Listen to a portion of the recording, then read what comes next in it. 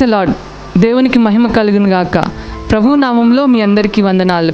అందరు బాగున్నారా అండి? మీరందరూ బాగున్నారని మేము విశ్వసిస్తున్నాం. ప్రతిదినం మీ కొరకు ప్రార్థన చేస్తున్నాం. ఈ సమయంలో దేవుని వాక్యం వినడానికి మనమందరం మన హృదయాలను సిద్ధపరచుకుందాం. షకీనా మినిస్ట్రీ సంఘ కాపరి పాస్టర్ జి విజయ్ కుమార్ గారు ఈ సమయంలో మనకు వాక్య సందేశాన్ని అందిస్తారు. మనమందరం ప్రార్థనాపూర్వకంగా ఏకీభవించి దేవుని దీవెనలు పొందుదాము.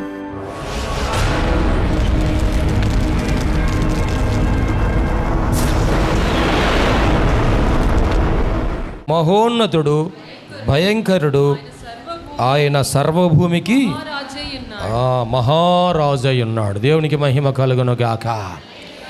దేవుడు ఆయన ఏమై ఉన్నా అంటండి, సర్వభూమికి మహారాజై ఉన్నాడు. సర్వభూమి వరకేనా లేకపోతే మన ఆంధ్ర వరకేనా? ఏమండి, ఆయన మహారాజు ఏ ప్రాంతానికి ముఖ్యమంత్రి ఉన్నారంటే, ఆంధ్రప్రదేశ్ ముఖ్యమంత్రి ఉన్నారంటే ఎంతవరకు? ఆంధ్రప్రదేశ్ వరకే.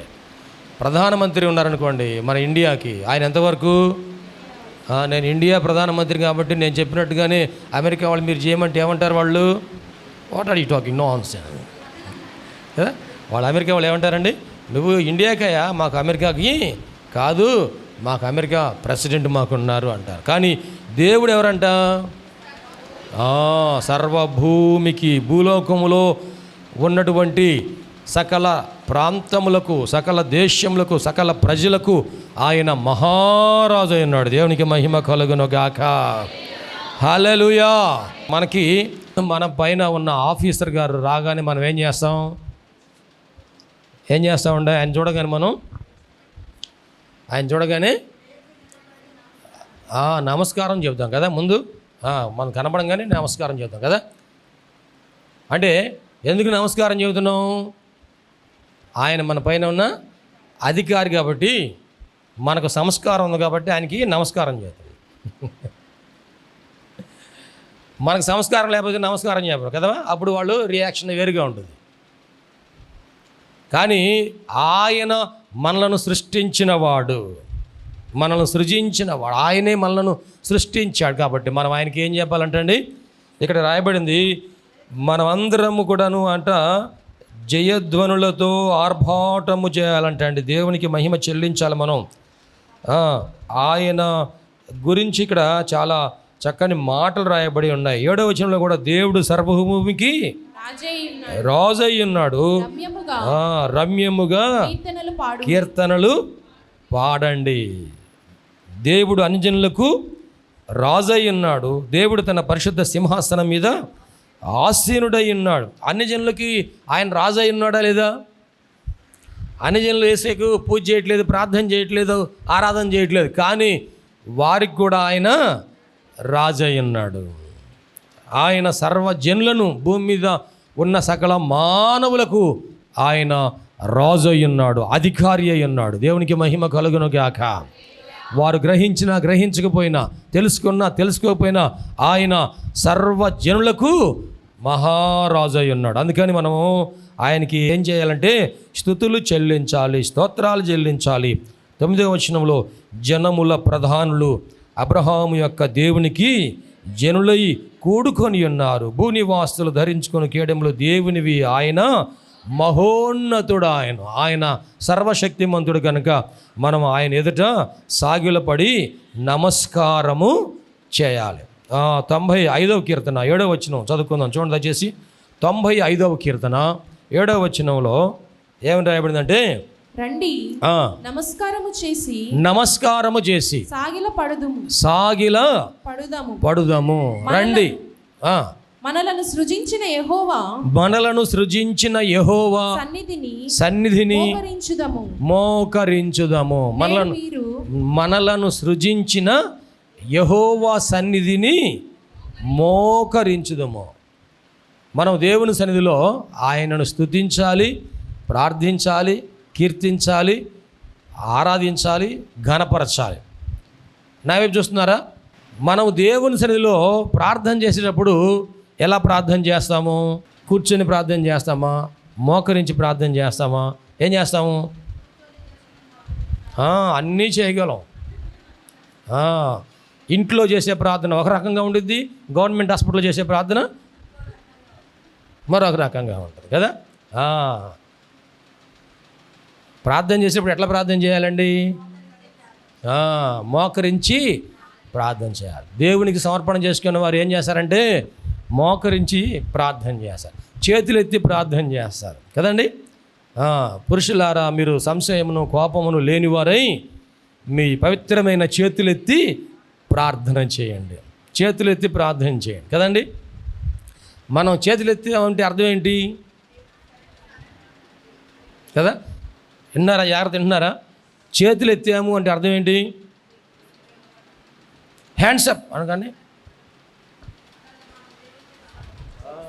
పోలీసులు వచ్చారు, దొంగలు వెంటపడుతుంది అనుకో, వాడు మాట వినకపోతే పిలిచినప్పుడు ఆగకపోతే పోలీసులు ఏం చేస్తారు? గన్ను తీసి హ్యాండ్స్ అప్ అంటారు. లేకపోతే ఏం చేస్తాడు? ఏలిట్టా కన్నాడు అయిపోయినట్టే కదా. అందుకని హ్యాండ్స్ అప్ అనగానే ఏం చేస్తారు? చేతులు ఎత్తామంటే అర్థం ఏంటి? బాబు నువ్వు కాల్చబాకు నాయనా, నన్ను చంపేబాకు, ఇదిగో నా చేతులు ఎత్తానంటే నేను నీకు లోబడుతున్నాను. ఇక నేను తప్పించుకునే ప్రయత్నం చేయను, ఇక నేను పారిపోను, ఇక నీకు లోబడుతున్నాను. చేతులు ఎత్తున్నామంటే అర్థం ఏంటండి? నేను ఇక లోబడుతున్నాను. అలాగే మనము మోకరించామంటే అర్థం ఏంటంటే నేను నీకు లోబడుతున్నాను. అలాగే దేవుని ఎదుట మనం ఏం చేస్తామంట? సాగిలపడి నమస్కారం. సాగిలపడ్డాము అంటే అర్థం ఏంటంటే ఇక సంపూర్ణంగా నేను నీ దాసుడన్న ప్రభా. దేవునికి మహిమ కలుగును గాక. హల్లెలూయా. సర్వోన్నతుడైన దేవుని 95వ కీర్తన చదువుకున్న మాటలు ఏం రాయబడింది? రండి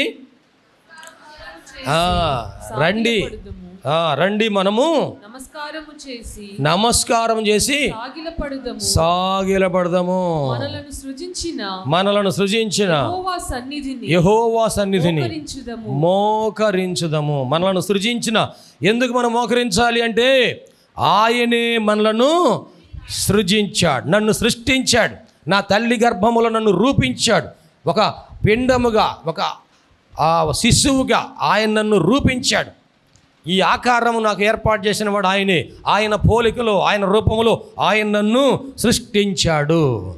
నేను పుట్టక మునిపే ఆయన నన్ను ఎరిగి ఉన్నాడు. నన్ను పుట్టించింది ఆయనే. నా శరీరం అంతా కూడాను సృష్టించింది ఆయనే. నా శరీరములో ఉన్న ప్రతి అవయవమును పని చేపిస్తుంది కూడాను ఆయనే. దేవునికి మహిమ కలుగును గాక. హల్లెలూయా, హల్లెలూయా. ప్రేమైన దేవుని బిడ్డలారా, నీ శరీరములో ప్రతి అవయవము కూడాను ఆయన చిత్తం వల్లనే పని చేస్తూ ఉన్నాయి. నువ్వు అనుకుంటున్నావేమో నా కాళ్ళు నొప్పి వస్తుంది, నా నడుము నొప్పి వస్తుంది, నా తలకాయ నొప్పి వస్తుంది, ఏమైపోతాయో? ఏమి కావు. దేవుడు ఆశీర్వదిస్తాడు. దేవునికి స్తోత్రం. ఎందుకంటే వాటిని నడిపించేది ఎవరు? నువ్వు కాదు, నువ్వు మింగే మందులు కాదు, నీకు చూసే డాక్టర్ కాదు. ఆ అవయవాలను సృష్టించిన సృష్టికర్త ఆయన మనలను సృజించిన. దేవునికి మహిమ కలుగును గాక. నిన్న సాయంత్రం నేను ఒక హాస్పిటల్కి వెళ్ళా. ఎందుకంటే సంవత్సరానికి ఒకసారి మన కళ్ళు చెకప్ చేయించుకోవాలి. సంవత్సరానికి ఒకసారి కళ్ళు పరీక్ష చేయించుకోవాలి. ఈ సంవత్సరం నేను కళ్ళు పరీక్ష చేయించుకున్నాను అన్న వాళ్ళు స్తోత్రం చెబుతారా? నాకేం బాధ అండి, కళ్ళు టీవీలో కూడా బాగా చూస్తున్నాను కదా. ఈ సంవత్సరం నా శరీరం అంతా ఒకసారి నేను టెస్ట్ చేయించుకున్నాను, పరీక్ష చేయించుకున్నాను అలా స్తోత్రం చెప్తారా? నాకేం బాధ అండి, ఆదివారం ఫుల్గా లాగిస్తున్నాను. అసలు బండి వెళ్తున్నప్పుడు ఒక్కోసారి టక్ శబ్దం వస్తుంది. ఏమని? టక్. కడుపులో ఎక్కడ నొప్పి వస్తుంది. ఎందుకు వస్తుంది? ఆ పైన మాంసం తింటే కరిగిపోయింది. ఏమైంది? మాంసం తిని ఒక థమ్స్అప్ తాగి ఒక టీ తాగితే అయిపోయింది. అక్కడ టక్ ఏమొస్తుంది? అక్కడ శబ్ద సౌండ్ టక్. పోయిన నెలలో ఒకసారి టక్ అన్నది, ఈ నెలలో టక్ టక్ అంటుంది. ఓమో ఇంకేం చేయాలి? ఒకసారి చెకప్ చేసుకుంటే ఆ టక్ టక్కి సమాధానం చెప్పాలి. దేవునికి మహిమ కలుగును గాక. అసలు మన ఆరోగ్యం గురించి కూడా నిర్లక్ష్యంగా ఉన్నాం. దేవుడు నిన్ను సృష్టించాడు, నీకు ఆరోగ్యం ఇచ్చాడు. ఈ ఆరోగ్యాన్ని సంరక్షించుకునే బాధ్యత నీ చేతిలో పెట్టాడు. ఇప్పుడు దాన్ని సంరక్షించుకోవాల్సింది ఎవరు? మనమే కదండి. యాయిరు కుమార్తె చనిపోయింది. చనిపోయిన బిడ్డని యేసయ్య బాగు చేశాడు. ఎంత వయసు ఆ బిడ్డకి? 12 సంవత్సరాలు. ఈ 12 సంవత్సరాల వయసున్న బిడ్డ చనిపోతే యేసయ్య బాగు చేశాడు, బ్రతికించాడు, జీవం పోశాడు. చనిపోయిన బిడ్డలోనికి యేసయ్య జీవం పోశాడు, ప్రాణం పోశాడు. ఇప్పుడు ఆ బిడ్డ లేచి కూర్చుంది. కూర్చోగానే ప్రభు ఏమన్నారంటే, ఈమెకు ఆహారం పెట్టండి. ఈమెకేం కావాలండి? ప్రభువా నువ్వే ప్రాణం పోసావుగా, నువ్వే 2 ముద్దలు పెట్టాయి అని అన్నారా? ఎవరు పెట్టాలంటే అన్నం? ఆ తల్లిదండ్రులు. ఆ శరీరానికి ఏం కావాలి? శక్తి కావాలి, బలం కావాలి, ఆరోగ్యం కావాలి. ఎవరు పెట్టాలి అది? తల్లిదండ్రులు పెట్టాలి. మనం ఈ రోజున కష్టపడి సంపాదిస్తున్నామండి. చాలామంది ఎండలో పనిచేస్తున్నారు, చాలామంది కష్టపడి పనిచేస్తున్నారు, చెమట వచ్చి పనిచేస్తున్నారు. రోజుకి 500 రూపాయలు సంపాదిస్తే మన కోసం, మన ఆరోగ్యం కోసం ఎంత ఉపయోగిస్తున్నాం? దాంట్లో రోజుకి 300 సంపాదించావు, 400 సంపాదించావు, 500 సంపాదించావు. దేవుడిచ్చిన కృపను బట్టే కదా మనం పని చేసుకోగలిగింది, సంపాదించుకున్నాం. ఈ సంపాదించుకున్న దానిలో మన ఆరోగ్యం కోసం ఎంత ఖర్చు పెడుతున్నాము? మనము ఈ ఆరోగ్యాన్ని ప్రక్కన పడేసి, పోయిన సంవత్సరం 50 ఏళ్ళు సీట్ వేసాం కాబట్టి ఈ సంవత్సరం 1,00,000 రూపాయలు సీట్ వేయాలి. పోయిన సంవత్సరం 1,00,000 రూపాయలు సీట్ వేసాం కాబట్టి ఈ సంవత్సరం 3 లక్షలు సీట్ వేయాలి. ముందు చీటీ కట్టాలి. డబ్బులు రాగానే ముందు ఏం గుర్తొస్తుంది మనకి? చీటీ కట్టాలి. ఆమె ఫోన్ చేసిందిగా, ఎవరు ఆమె? డాక్రా గ్రూప్ లీడర్ గారు. డాక్రా డబ్బులు కట్టాలి, మళ్ళీ స్పందన తీసుకుందాం, దానికి ప్రతిస్పందన ఉండాలి, లేకపోతే వడ్డీ వేస్తారు, లేకపోతే పెనాల్టీ వేస్తారు. వీటన్నిటిని బట్టి ఆరోగ్యానికి ఇవ్వాల్సిన ప్రాధాన్యత మనం ఇవ్వకుండా మన శరీర ఆరోగ్యాన్ని చేతులారా మనమే పాడు చేసుకుంటున్నాం. నీ శరీరానికి దేవుడు ఏమేమి కావాలని ఏర్పాటు చేశాడో వాటన్నిటిని మనం ఇవ్వాలి. నీకు శరీరానికి ఆహారం కావాలి. ఈ శరీరంలోనే మనకి ఏమేమి కావాలో అన్నీ ఈ భూమిలోనే దేవుడు ఏర్పాటు చేశాడు. ఆయన అంటాడు, డాక్టర్ గారు, అమ్మ కళ్ళు చూపించమ్మా, నాలుగు చూపించు, మొత్తం 4 బయటపెట్టుండు, గోళ్ళు చూపించు. ఎందుకయ్యా అంటే నీకు రక్తం ఎంత ఉందో కనపడుద్ది. రక్త పరీక్ష చేయించుకో, రక్తం ఎంత ఉంది, తగ్గిందా? నీకు ఐరన్ తగ్గిందమ్మా. నీకేం కావాలి? ఐరన్. ఐరన్ అంటే ఏంటి? ఐరన్ అంటే ఇనుము. ఓ నాయన, ఇప్పుడు ఏం కావాలి మనకి? ఇనుము. ఇనుము ఎక్కడ ఉంది? ఈ భూమిలోనే ఇనుము ఉంది కదా. ఈ భూమిలోనే ఖనిజ లవణాలు ఉన్నాయి, మినరల్స్ ఉన్నాయి. చూడండి, వైటమిన్స్, మనకి కావాల్సిన వైటమిన్స్, ప్రోటీన్స్, కార్బోహైడ్రేట్స్, ఇవన్నీ కూడా దేవుడు అన్ని ఆహార పదార్థాల్లో ఏర్పాటు చేశాడు. ఆయా సీజన్లో ఆయా ఫలాలు దేవుడు ఇస్తున్నాడు. ఎందుకని? తినమనే, అమ్ముకోమనే. కొంతమంది అమ్ముకోవడమే, డబ్బుల కోసం అమ్ముకోవడమే, కానీ శరీరానికి తినడానికి ఉపయోగించుకోవటంలా కదండి. మనకి రైస్ పంట పండించారు, వడ్లు వచ్చేసినాయి, బియ్యం వచ్చినాయి. మనకి కావాల్సినన్ని మనం తినాలి, మిగతాయి అమ్ముకోవాలి. జాగ్రత్త తీసుకోకపోవటం వలన మన ఆరోగ్యాన్ని మనం కోల్పోతూ ఉన్నాం. తినవలసినవి తినట్లేదు, తినకూడని ఎక్కువ తింటున్నాం. ఆలోచన ఉందా? జ్ఞానం ఉందా? దేవుడు మనకిచ్చిన వాటిని మనము ఏం చేస్తున్నాం? ఈ శరీరాన్ని దేవుడు నీకు ఇచ్చాడు. ఈ శరీరంలో ఉన్న ప్రతి అవయవాన్ని ఆయన ఏర్పాటు చేశాడు. దాన్ని సంరక్షించవలసిన బాధ్యత మనది. దేవునికి మహిమ కలుగునుగాక. నేను కళ్ళు పరీక్ష ఎంచుకుంటూ వెళ్తే, పోయిన సంవత్సరం మీరు వచ్చారా అన్నాడు. పోయిన సంవత్సరం నేను రాలేకపోయానండి అన్న. ఎప్పుడు వచ్చారు మీరు? అంత క్రితం సంవత్సరం వచ్చా. సంవత్సరం అయింది ఇప్పటికి మీరు పరీక్ష చేయించుకొని అని పరీక్ష చేశారు. ఈ కన్ను పరీక్ష, ఈ కన్ను పరీక్ష, స్కానింగ్ చేశారు, అన్నిటి పరీక్షలు చేశారు. 400 రూపాయలు మర్యాద తీసుకున్నారు. అప్పుడు చెప్పారు, మీ చూపు 2 సంవత్సరాల క్రితం ఎట్లా ఉందో ఇప్పుడు కూడా అట్లాగే ఉంది. దేవునికి మహిమ కలుగునుగాక. 400 పోతే పోయినాయి, దేవానికి స్తోత్రం. ఈ అవయవాలన్నింటినీ సృష్టించింది ఎవరు? మనను సృజించిన యెహోవా ఎదుట మనం నమస్కారము చేయాలి. దేవునికి మహిమ కలుగునుగాక. ఆయన రండి, ఆయనకు మనము నమస్కారము చేదము. రండి ఉత్సాహించి పాడుదము రక్షణ దుర్గము. మన ప్రభువే. ఆగండి. పొద్దున్న పాట పాడారు కదా మరి విన్నారా? ఎంతమంది ఉన్నారు? అప్పుడు పొద్దున సహోదరులు పాడినప్పుడు ఎంతమంది వచ్చారు? వాళ్ళు పాటలుగా పాడాలి కాబట్టి వాళ్ళే ముందు రావాలండి. దేవుడు నిన్ను బ్రతికించాడు, బాగు చేశాడు, నీకు ఆరోగ్యం ఇచ్చాడు, జీవం ఇచ్చాడు, ప్రాణం ఇచ్చాడు. నీ శరీరానికి ఎంత నిద్ర అవసరమో అంతే ఉంచుకోవాలి. ఎక్కువ నిద్రపోతే సోమరిపోతూ అవుతావు, తక్కువ నిద్రపోతేనేమో ఆరోగ్యం దెబ్బతినేది. ప్రతిదానికి దేవుడు లెక్క అడుగుతాడు. జాగ్రత్త. ఈరోజు ఆదివారం దేవుని మందిరానికి మనం ఏ టైంకి రావాలి? దేవుడు లెక్క అడుగుతాడు. మనము ప్రారంభ ప్రార్థనకి దేవుని మందిరంలో కూర్చోవాలి. దేవునికి మహిమ కలుగును గాక. 147వ కీర్తన మనం చదువుకున్నటువంటి ఈ కీర్తనలో సర్వభూమికి ఆయన రాజై ఉన్నాడు, ఆయనను మనము రమ్యముగా కీర్తించాలి, ఆయన ఎదుట మోకరించాలి, ఆయన ఎదుట సాగిలపడి నమస్కారం చేసి దేవుని నామాన్ని మనము మహింపరచాలి. దేవుడు ఈ వాక్య భాగం మన వినికిడిలో ఆశీర్వదించును గాక. ఆమేన్.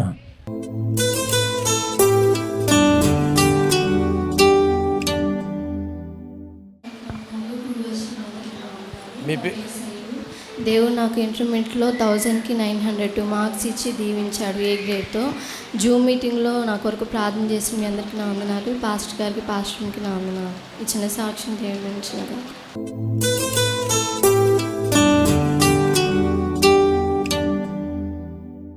మీ అందరికీ నా వందనాలు. సంఘానికి, దైవ సేవకులకి నా వందనాలు. నేను పోయిన సంవత్సరం కానించి బాగా ఈ కాలు నొప్పితో చాలా బాధపడ్డాను. చాలా బలహీనతగా అసలు నేను రోజు కన్నీరు గారిచి ఏడిసి దేవుడికి ప్రార్థన చేసేదాన్ని. మరి ఈ నొప్పి ఎందుకు వచ్చిందో ఏమో నాకేమీ దెబ్బ తగలలేదు, నాకేమీ ఎక్కడైనా నేను పడలేదు, ఏమీ తగలలేదు. దాని అంతకదే నొప్పిగా ఉండేది కాలు. ఈ నొప్పిని స్వస్థపరచమని దేవుని రోజు నేను ప్రార్థించేదాన్ని. అప్పుడప్పుడు బాగా నొప్పిగా కలకేసేది. అసలు సంవత్సరం నుంచి మన ఉపవాస ప్రార్థనల నుంచి పోయిన సంవత్సరం నుంచి దేవుడి సన్నిధికి నేను నడవలేక కూడా ఒక్కోసారి ఆటో ఎక్కి వచ్చేదాన్ని. భగవంతుడు యేసయ్య నా అందునండి తండ్రి, మీ అందరూ ప్రార్థన వల్ల, సంఘ ప్రార్థన, దైవ సేవకుల ప్రార్థన, నా ప్రార్థన దేవుడు ఆలకించి దేవుడు ఎంతో కృప వల్ల నా కాలు స్వస్థపరిచి నాకు సైతాను బలహీనతలన్నిటి నుంచి విడుదల చేసి నాకెంతో మంచి ఆరోగ్యము, శక్తి, బలమనిచ్చి దేవుడి సన్నిధిలో సాక్షిగా నన్ను నిలబెట్టుకున్నందుకు ఆ దేవుడు నామానికే మహిమ కలుగునుగాక. ఈ చిన్న సాక్ష్యం దేవుడు దీవించి ఆశీర్వదించునుగాక. ఆమేన్.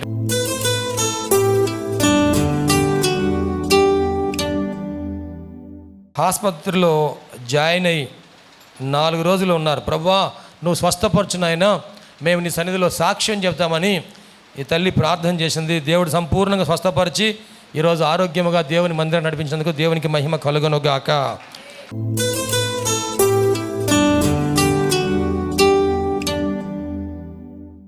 అక్షయ సింధు 2nd క్లాస్లో అంటే 2వ తరగతి మరి మంచి మార్కులు నాకు దయచే ప్రభువా, నేను సాక్ష్యం చెప్తానని ప్రార్థన చేసుకుంది.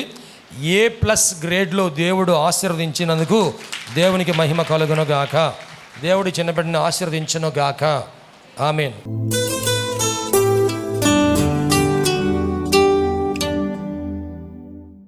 నా సాక్ష్యం ఏంటంటే, నా భర్త ఉద్యోగరీత్యా 2 నెలల క్రితం ఇక్కడికి రావడం జరిగింది. వచ్చిన 2వ రోజే మా బాబుకి బాగా జ్వరం వచ్చింది. తర్వాత ఒకళ్ళు అందరం జ్వరాల బారిన పడ్డాము. దేవుని కృప వల్ల ఒక వారంలోనే తగ్గిపోయింది. అప్పటి నుంచి నేను సాక్ష్యం చెప్పలేకపోయాను. కానీ ఈ కొద్ది సమయంలోనే, ఈ 2 నెలల్లోనే మళ్ళీ దేవుడు ఎంతో గొప్ప మేలు చేశాడు నా జీవితంలో. అయ్యగారు చెప్పారు కదండి 98 DSC బ్యాచ్ గురించి. వాళ్ళల్లో మా నాన్నగారు కూడా ఒకళ్ళు. ఆయనకి 54 సంవత్సరాలు. 54 సంవత్సరాల ఏజ్లో ఒక గవర్నమెంట్ ఎంప్లాయ్ అవ్వడం అనేది చాలా గొప్ప విషయం. ఆయన చాలా స్ట్రగుల్స్ ఫేస్ చేశారు. దేవుని కృప. మాకు ఊహ తెలిసిన దగ్గర నుంచి ఒకే మాట చెప్పేవాళ్ళు ఆయన, విశ్వాసం అనున్నది నిరీక్షించు వాటి యొక్క నిజస్వరూపమని. ఆ విధంగానే దేవుని పట్ల ఆయనకున్న విశ్వాసాన్ని బట్టి ఆయన నిరీక్షణకి సమాధానాన్ని ఇచ్చాడు దేవుడు. మేమెంతో రుణస్థులమై ఉన్నాము. అలాగే మా అబ్బాయి చాలా తుంటరోడండి. వాడి ఎదుగుదల మొత్తం దేవుళ్ళు జరగాలని మీ అన్నదిన ప్రార్థనలో జ్ఞాపకం చేసుకోండి. ఇదే నా సాక్ష్యం.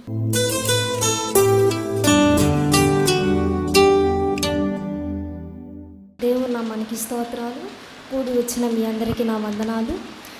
నా రిజల్ట్స్ కంటే ముందు నా రక్షణ గురించి చెప్తాను. ఈ నెల 7వ తారీఖు గుడ్ ఫ్రైడే రోజు మా కుటుంబంలో నేను మా నాయనమ్మ రక్షణ పొందడం జరిగింది. అందును బట్టి దేవుడికి వందనాలు. నేను 1 to 10th వరకు తెలుగు మీడియం చదివాను. ఇంటర్మీడియట్ జాయిన్ అయిన స్టార్టింగ్లో చాలా ఏడుపు వచ్చిందనమాట. ఇంగ్లీష్ ఎలా చదవాలి ఏంటి అని చెప్పి, అసలు నేను కాలేజ్కి వెళ్ళను అది ఇది అని ఇంట్లో చెప్పాను. మా డాడీ వీళ్ళందరూ ఎంకరేజ్ చేసి ఏం పర్లేదు, ఫస్ట్లో అలానే ఉండిద్ది, తర్వాత నిదానంగా నీకు అలవాటు అయిపోయింది అని చెప్పారు. సర్లే అని చెప్పి ఇంకా అలా నేను చదవటం స్టార్ట్ చేశాను. దేవుడు ఈ 2 years నాకు తోడుగా ఉండి ఎంతో కృప చూపించి మంచి మార్కులు దయచేశాడు. 1000కి 953 మార్క్స్తో దేవుడు ఆశీర్వదించాడు. ఇంటర్మీడియట్ బై ఎంపీసీలో ఇంటర్మీడియట్లో 1000 మార్కులకు గాను 953 మార్కులు ఇచ్చి ఆశీర్వదించాడు. గట్టిగా చప్పట్లు కొడుతూ దేవునికి మహిమ చెల్లిద్దాం. మీరందరూ ఇంటర్మీడియట్ గురించి రిజల్ట్స్ గురించి ఎంతగానో ప్రే చేశారు. అందును బట్టి మీ అందరికీ నా వందనాలు చెల్లిస్తున్నాను. ఈ గొప్ప సాక్ష్యం దేవుడు దీవించును గాక. ఆమేన్.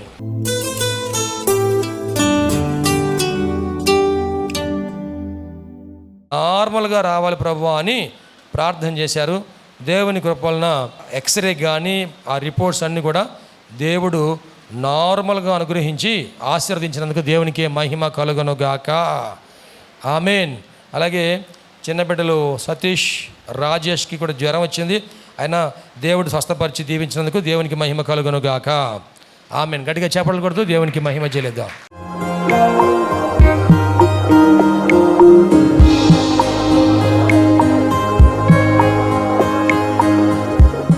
ప్రభునందు ప్రియ దేవుని బిడ్డలారా, ఎంతవరకు దేవుని వాక్యం విన్నందులకు ప్రభునామమున వందనాలు తెలియజేస్తున్నాం. మనం అందరం ప్రార్థనలో ఏకీపిద్దాం. తలలు వంచి కనులు మూసుకొని ప్రార్థనలో ఏకీపిద్దామండి. ప్రార్థించుకుందాం. మహోన్నతుడైన దేవ, పరిశుద్ధుడైన మా ప్రభువా, నీ పరిశుద్ధమైన పాదములకు వందనాలు. ఇదిగో నాయనా, ఈ వాక్యము ద్వారా మాతో మీరు మాట్లాడినందుకు వందనాలు ప్రభా. అవును, నువ్వు సజీవుడైన దేవుడు అయ్యా, మాట్లాడే దేవుడవు ప్రభా. ఈ వాక్యం మా హృదయంలో పదిలిపరుచుకుంటూ సహాయం చేయండి. సంపూర్ణమైన మారు మనసు మాకు దయచేయండి. పాప క్షమాపణ అనుభవం మాకు దయచేయండి. రక్షణ ఆనందం మాకు దయచేయండి ప్రభువా. ఈ అనారోగ్యములు, బలహీనతలు, సమస్యలు, శోధనలు, సైతాను ఆటంకాలు అన్నీ కూడా యేసుక్రీస్తు నామములో తొలగించండి నాయన. పరిశుద్ధాత్మ దేవ, మీ కార్యం జరిగించండి అయ్యా. మీరు మాకు తోడుగా ఉండి దీవించండి. మమ్మల్ని, మా కుటుంబం జ్ఞాపకం చేసుకోండి. మా బిడ్డలు మీరు ఆశీర్వదించండి ప్రభువా. మా కుటుంబంలో రక్షణ ఆనందం సంపూర్ణంగా దయచేయండి. ఎటువంటి అవసరాలని మీకు తెలుసునైనా ప్రతి అవసరతలో కూడా మాకు సహాయం దయచేయండి. అన్ని విషయాలు కూడా మీరు దీవించండి. ఈ టీవీ ప్రోగ్రాం చూసిన ప్రతి ఒక్కరిని పేరు వరుసన మీరు దీవించి రక్షించి మీరు అక్కడ సిద్ధపరచండి.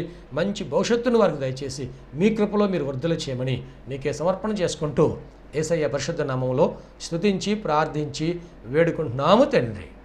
ఆమేన్. తండ్రి, కుమార, పరిశుద్ధాత్మ త్రియేక దేవుని దీవెన తోడుగా నడిపించను గాక. ఆమేన్, ఆమేన్, ఆమేన్. మీ అందరికీ ప్రభునామన వందనాలు. దేవుడు మిమ్మల్ని దీవించను గాక. ఆమేన్. ప్రభునందు ప్రియమైన సహోదరి సహోదరులందరికీ షకీనా ప్రార్థనా మందిరం తరపున హృదయపూర్వక వందనాలు తెలియజేస్తున్నాం.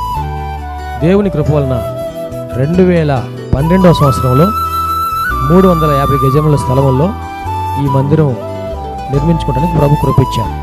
2016వ సంవత్సరంలో నూతన స్థలం 180 గజముల స్థలం తీసుకోవడానికి ప్రభు సహాయం చేశారు. ఈ సమయంలో ఈ స్థలం అంతట్లో కూడాను మందిరం నిర్మించుకోవడానికి ప్రభు ఏర్పాటు చేసి ఉన్నారు కనుక ఈ మందిర నిర్మాణం, పాత మందిరం తీసివేసి నూతన మందిర నిర్మాణం కార్యక్రమం ప్రారంభించబడింది. దయచేసి ఈ మందిర నిర్మాణం కొరకు మీరు అందరూ ప్రార్థన చేయాలని, ప్రేరేపించబడిన వారందరూ కూడాను ఈ మందిర నిర్మాణంలో 106 అడుగుల పొడవు 45 అడుగుల వెడల్పు కలిగిన ఈ స్థలం అంతట్లో మందిర నిర్మాణం స్లాబ్ వేయటం జరుగుతుంది కనుక దయచేసి ప్రేరేపించబడిన వారందరూ కూడా మీ ఆర్థిక సహాయ సహకారాలు అందించి ప్రార్థించి మీరు దీవించబడాలని ప్రభునామమున మనవి చేస్తున్నాం. ఈ స్క్రీన్ మీద చూపించబడుతున్న నంబర్కు మీరు ఫోన్పే కానీ గూగుల్ పే కానీ లేక మా అకౌంట్ నెంబర్కి మీరు కానుక పంపించి సహాయం చేయాల్సిందిగా కోరుతున్నాం. లేక మీరు ప్రత్యక్షంగా వచ్చి ఈ మందిర నిర్మాణ కార్యక్రమాన్ని చూసి మీరు కానుక అందించి దీవించబడాలని ప్రభునామమున మనవి చేస్తాం. ప్రభు మనందరికీ తోడుగా ఉండి ఆశీర్వదించును గాక. ఆమె. షకీనా ప్రార్థనా మందిరంలో ఆదివారపు ఆరాధనకు మా ఆహ్వానం. అనారోగ్యంతో బాధపడుచున్నారా? దురాత్మలతో పీడింపబడుచున్నారా? పాపపు అలవాట్లు మానలేకపోతున్నారా? కుటుంబ సమస్యలతో కృంగిపోతున్నారా? భవిష్యత్తు గురించి భయపడుచున్నారా? షకీనా ప్రార్థనా మందిరానికి ఇదే మా ఆహ్వానం. రక్షణానందం పొందడానికి, ఆరోగ్యము ఆశీర్వాదం పొందడానికి, పరిశుద్ధాత్మ అభిషేకం పొందడానికి, ప్రభు రాకడ కొరకు సిద్ధపడుటకు ఆదివారం ఉదయం 7:30 గంటలకు జరుగు ఆరాధనకు అందరికీ ఇదే మా ప్రేమపూర్వక ఆహ్వానం. షకీనా మెలోడీస్ అను మా పాట DVDలు, CDలు మరియు పాటల పుస్తకములు మా యొద్ద లభించును మరియు గుంటూరులోని ప్రబోధ బుక్స్టాల్ నందు మీకు లభించును. ఈ సందేశం మీకు ఆశీర్వాదకరంగా ఉందని నమ్ముచున్నాం. మీ ప్రార్థన అవసరతలకు మరియు మరిన్ని వివరములకు సంప్రదించవలసిన మా address pastor G. Vijay Kumar గారు, షకీనా ప్రార్థనా మందిరం, శారదా కాలనీ, 32వ లైన్, గుంటూరు. మా ఫోన్ నంబర్స్ 9963242497 మరియు ఒక నంబర్ 8885539777.